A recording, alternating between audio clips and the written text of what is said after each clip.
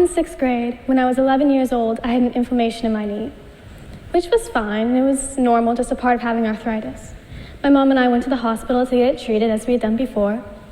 My old doctor had recently retired though, and Poulson was the new doctor for children with arthritis. He was nice. He was friendly and easygoing. He wore fun ties, seems like a great guy.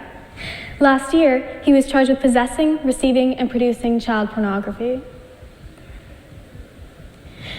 Throughout history, our nation's laws and ideals have been bent and even broken to match the opinions of society. A nation built on freedom manipulated the law to allow for slavery.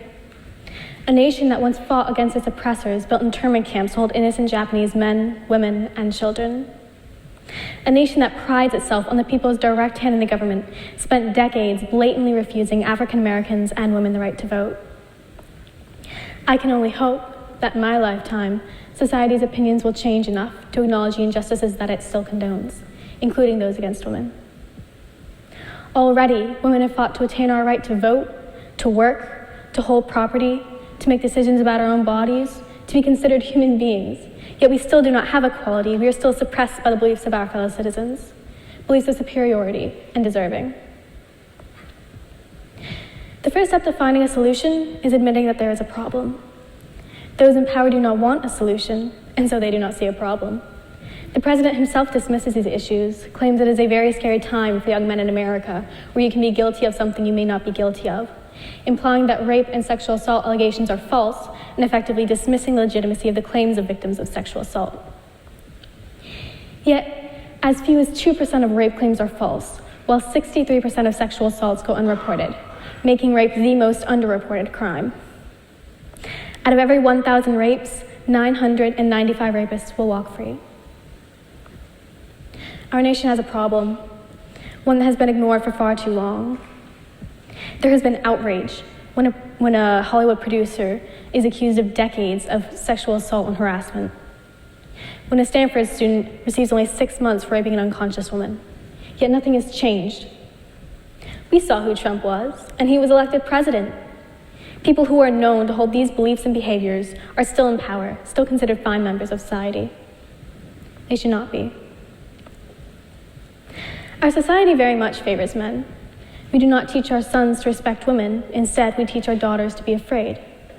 We do not shun men who rape women. Instead, we blame women for being attacked. We do not try and address the source of these issues. No, we ask what she was wearing, how sober she was, how she spoke to him. After all, boys will be boys, and girls have to face the consequences. These issues are so deeply ingrained in our society, in the subtle sayings and beliefs we have, that they are not even recognized. Because every parent wants to teach their daughter how to stay safe, but how many remember to teach their sons that it is just as much their responsibility? I have not had first-hand experience, though 1 in every 5 women are raped, and 1 in 3 are sexually assaulted at some point in their lives, and I am terrified I will be one of them.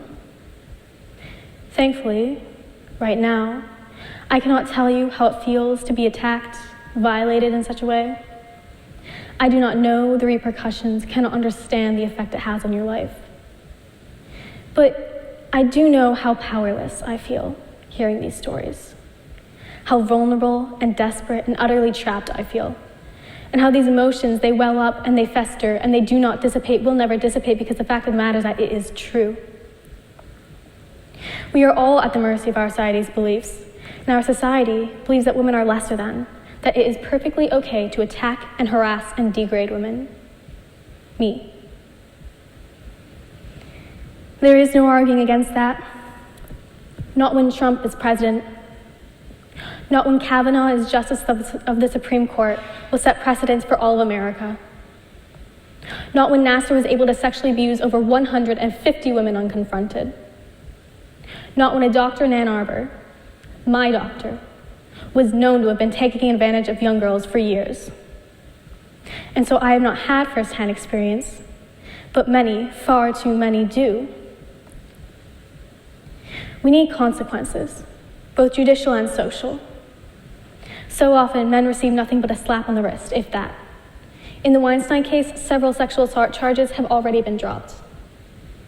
Why would a woman choose to bring her rapist to court if he is unlikely to be convicted and she will be attacked, harassed, threatened, hated for doing so? And outside of our courts, we need social consequences. If someone says something degrading, makes some crude joke, call them out on it. Do not let it slide. The next generation is watching, and children learn through example, through others' actions and reactions.